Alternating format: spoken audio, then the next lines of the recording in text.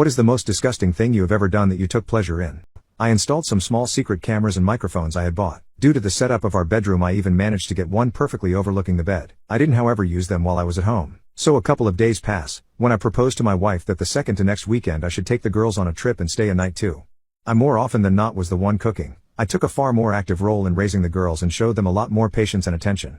She was usually busy working or drinking, so me going alone with the girls on a trip wasn't that weird. So 2 weeks pass, in which time I get my affairs in order and contact a lawyer to write up a separation agreement that would involve me keeping residents in custody.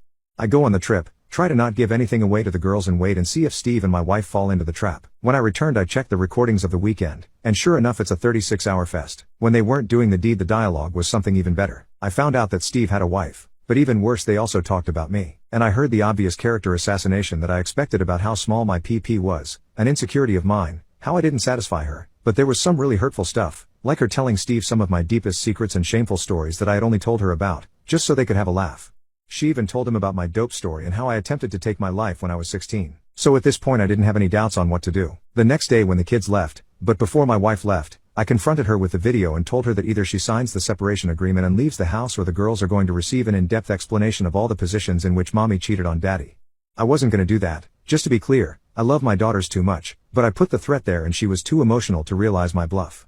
She went through all the stages, denying everything, trying to bargain, threatening me, and getting angry. I let it go through all that stuff. Eventually she signed the paper and she departed that very evening after she told her goodbyes to the girls. I didn't show or tell the girls anything graphic. I was always very honest with them, which is another reason why I was always the favorite parent, so I just said that mommy had been unfaithful. The younger took some time figuring it out, but that was made up by my older getting mightily upset. She had just gotten her first boyfriend, as I'm not sure the term really applies at that age, but she knew enough of the world to get mad big time. This would be important at a would-be custody battle, as though she did for the moment agree to give over custody. I feared, and I was right to fear, that she would try and fight me for the kids. What I didn't expect was for her to use her visitation rights to talk crap about me. Basically she started telling my younger kid about how it was all my fault for not forgiving her. Her lawyer even started demanding she receive custody. So I finally activated my revenge plan. Enter trip to South Carolina. Why South Carolina? Simple. Fort Sumter. I really wanted my daughters to see it. I definitely did not go there because it is one of the last places where revenge porn isn't illegal, and where I could upload my wife and Steve's doings and intimate moments with no worries on the internet and other such sites, as you cannot be prosecuted for crimes that weren't illegal when and where they were committed. I especially made sure to include the clip where Steve could not get it up. I sent the links to my wife's employer, her clients, and everybody in her line of work just to be sure, to Steve's wife and to his firm.